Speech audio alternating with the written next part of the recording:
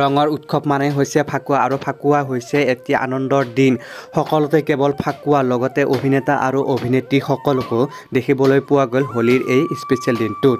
নমস্কাৰ বন্ধু বান্ধৱীসকল, পুনৰবাৰ নতুন এটা ভিডিঅ'লৈ আপোনালোক সকলোকে স্বাগতম জনাইছোঁ আছামী চেলিব্ৰিটি নিউজ ইউটিউব চেনেলটি। বন্ধু বান্ধৱীসকল, যদিহে পোনপ্ৰথমবাৰৰ বাবে আমাৰ চেনেলটো চাই আছে, প্লিজ চেনেলটো ছাবস্ক্ৰাইব কৰি দিব। তেতিয়াহ'লে বলক বেছি পলম নকৰি পৰৱৰ্তী ভিডিঅ'টোৰ ফালে আগবাঢ়োঁ। জনপ্ৰিয় অভিনেত্ৰী বৰষানী বিষয়া মাতি হোৱাৰ পিছতো ফাকুৱাৰ ৰং সানিলে। অভিনেত্ৰী বৰষানী বিষয়াই কন্যা পৰী আদিতি কোলাত লৈ হোলীৰ ৰং সানিলে। লগৰ সকলো বন্ধু বান্ধৱীক অভিনেত্ৰী বৰষানী বিষয়াই ৰঙৰ উৎসৱ পালন কৰা দেখিবলৈ পোৱা গ'ল। ইতিমধ্যে বৰষানী বিষয়াই ছ'চিয়েল মিডিয়াত শ্বেয়াৰ কৰিছে তেওঁৰ কেইখনমান ফটো আৰু অভিনেত্ৰী বৰষানী বিষয়া অনুৰাগীসকলে প্ৰায় আগ্ৰহী হৈ থাকে তেওঁৰ বিষয়ে প্ৰতিটো খবৰ জানিবলৈ।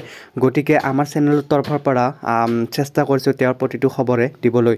গতিকে বন্ধু বান্ধৱীসকল, যদি অভিনেত্ৰী বৰষানী বিষয়ে ভিডিঅ'টো চাই ভাল লাগে, প্লিজ এটা লাইক কৰি দিব আৰু যিমান পাৰে সিমান শ্বেয়াৰ কৰি দিব। পৰৱৰ্তী ভিডিঅ'ত আকৌ লগ পাইছোঁ। আজিলৈ ধন্যবাদ।